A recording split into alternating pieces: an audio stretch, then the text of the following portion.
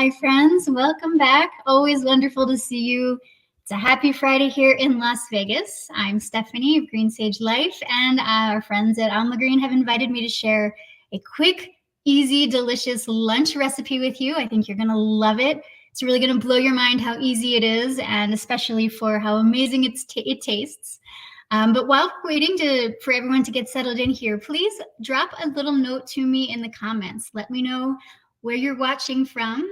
Like I said, I'm in Las Vegas here in my kitchen. It's a beautiful day. We're looking at a beautiful Mother's Day weekend ahead. So I hope you'll really enjoy this recipe. Let's see, we've got Renee from Detroit. Welcome, Renee. Thanks for being here. Let me just tell you a little bit about the recipe I'm going to share with you today. It is satisfying, it is full of protein, and like I said, super quick and easy to make. It's a smashed chickpeas and greens. From the moment you start making it until the time you can have it in your bowl and enjoying it is 10 minutes, maybe 15 max, depending on how quickly you work.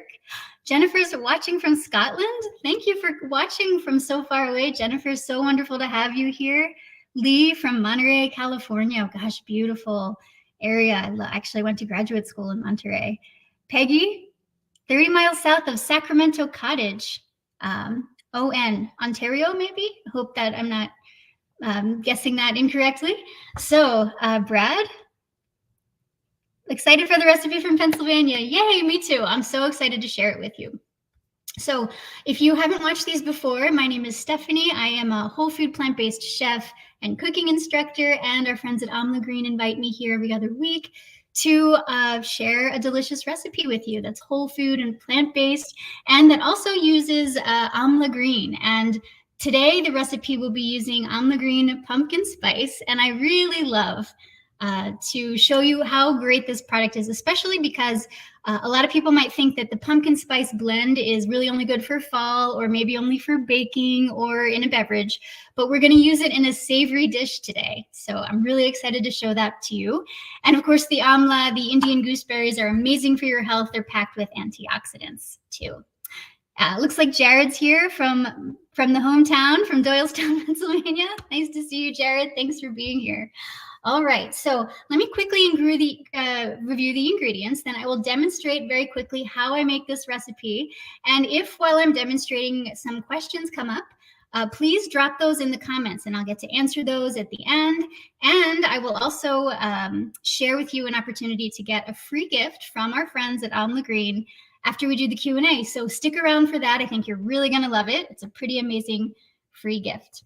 Okay.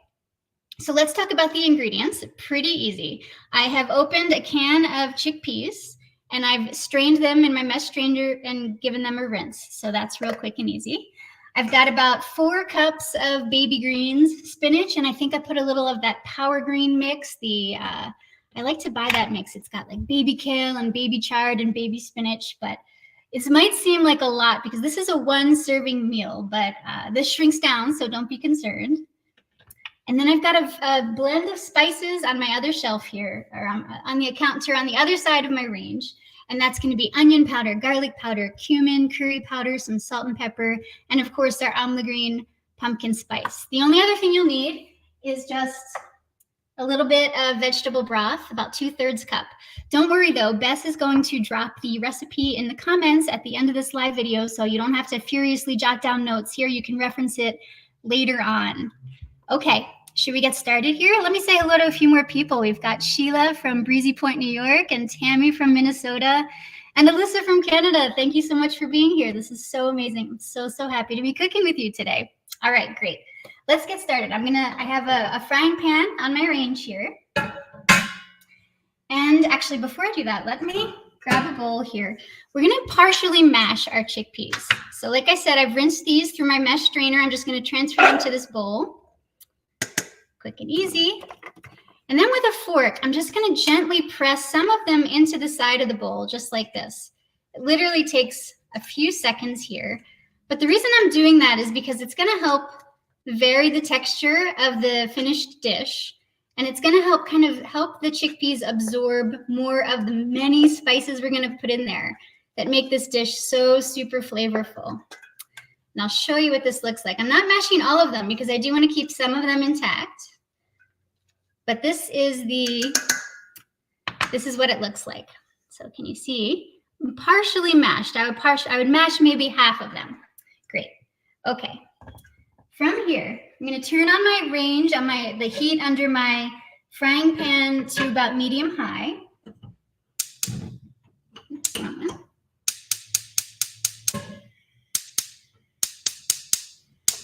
Wouldn't you know it, on a live episode, this burner's giving me a little challenge. So I'm going to come over to this one. There we go. So I'll lift that up so you can see it a little better. It's a little further away. But while that's heating up, I'm going to do what I call, or what many whole food plant-based chefs call, a vegetable broth saute. And this is an alternative to using oil for your saute method, which is a much healthier, oil-free way to cook. So in my measuring cup, I've got about 2/3 of a cup of my favorite vegetable broth. And I'm going to put maybe a 1/4 cup, 3 or 4 tablespoons in the bottom of my frying pan, just so that it barely covers the bottom.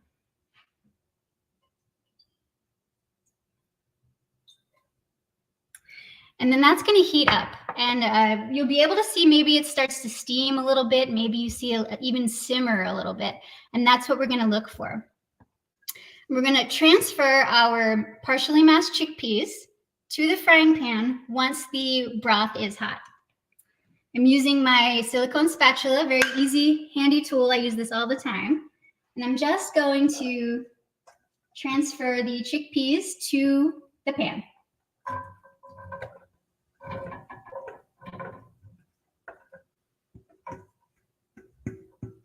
Great. And I'll get the remainder off the fork too. Okay, I'm going to now just give these a stir and spread them out evenly so that it can absorb the heat a little bit. And let me see if I can draw you closer, because I am a little further away than I had intended. Great, okay. So you can see now in our frying pan, I've got my chickpea mixture over about high heat. Okay, once it's in there and it's heating, it starts to get real quick. We're gonna add the spices. I really recommend picking up measuring spoons that are rectangular, because they fit into your spice jars. So I've got a 1/2 teaspoon and a whole teaspoon here. And I'll start with my onion powder. I'm gonna do a 1/2 teaspoon of that, and I'm just gonna sprinkle it right over the chickpeas. Same with the garlic powder, another 1/2 teaspoon of garlic powder, or in addition to the onion powder. Nice and easy. And then I've got a jar of black cumin. I really love this. It has some medicinal properties as far as plant-based foods go. I'm going to do another 1/2 teaspoon of that. If you don't have black cumin, but you would like to, you can order it online. I get this on Amazon. Or you could just use regular ground cumin instead. And we'll put that over our chickpeas. And then I'm going to up the quantity here with my curry powder. My brand of choice here is Simply Organic. I love this flavor of this one, and I'm going to put a whole teaspoon of that on top of these chickpeas. You could go generous, by the way, on all of these spices. If you'd like to, it will be even more flavorful. Great.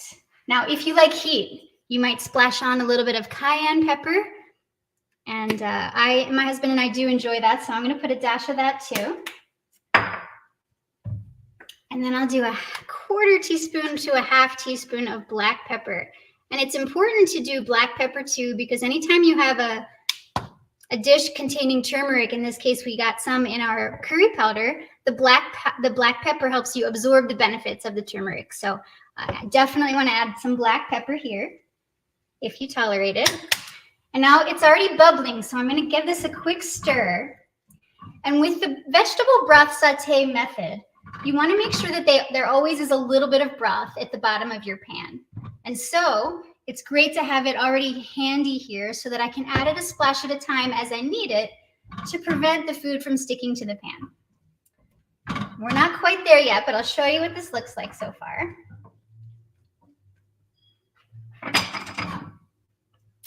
So you can see there is some moisture in there. Hopefully you can see that. I'm going to try not to dump it. But that's it. Now, of course, we're going to add our amla green pumpkin spice here at this point too. Just 1 scoop, for this is a 1 serving recipe. Get that in there. And that's got a dash of cinnamon, but also cloves and ginger. So it's a really complementary flavor profile to the curry spices. And of course, it adds that huge antioxidant boost and the medicinal plant properties of blood glucose control and heart health boosting by reducing cholesterol and blood pressure, and just, you know, the anti-inflammatory effects of all spices. Okay, so I'm going to move all of my spices off of my cutting board because the next step looks like actually I need a little splash more of my vegetable broth for the saute. So I'm going to add just a little more.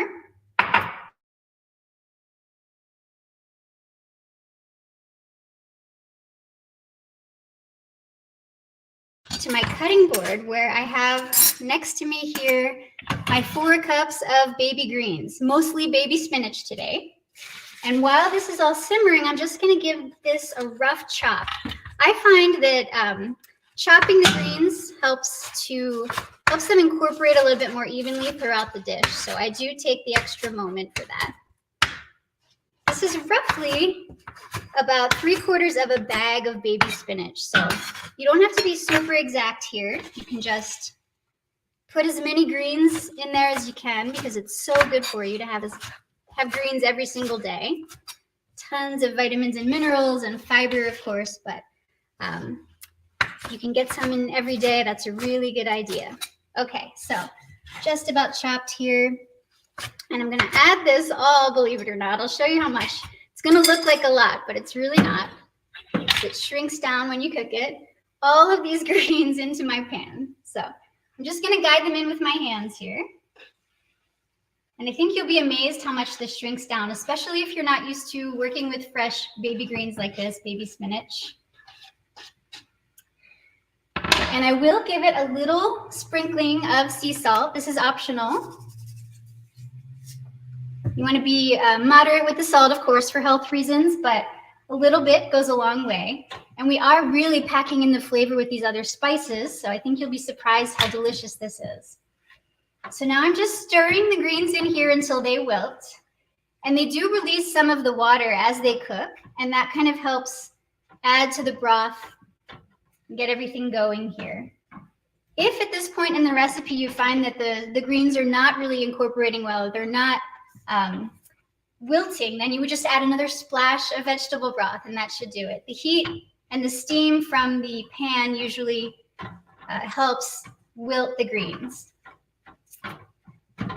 So this is sort of an intermediate step. You can see that they've started to wilt, but they have not entirely wilted, so we're going to keep going here. Just a few more stirs. And it smells amazing. It's just, oh, it's beautiful. A little bit of a curry smell, garlic, cumin is really prominent here. And of course, we've got that amla green in here. All right, we're basically done. So how long did that take? Just a few minutes, right? And it's so good. Would have been even faster if I hadn't been talking the whole time, but here we are. I'm going to show you what this looks like. One more time, and then turn off the heat. So here's what it looks like in the pan. Chickpeas and greens. I'm going to taste it to make sure all of the seasoning is to my liking. This would be a good idea for you too as you're making it. Grab my fork. Ah, it's perfect. Just a beautiful blend of chickpeas and all these spices.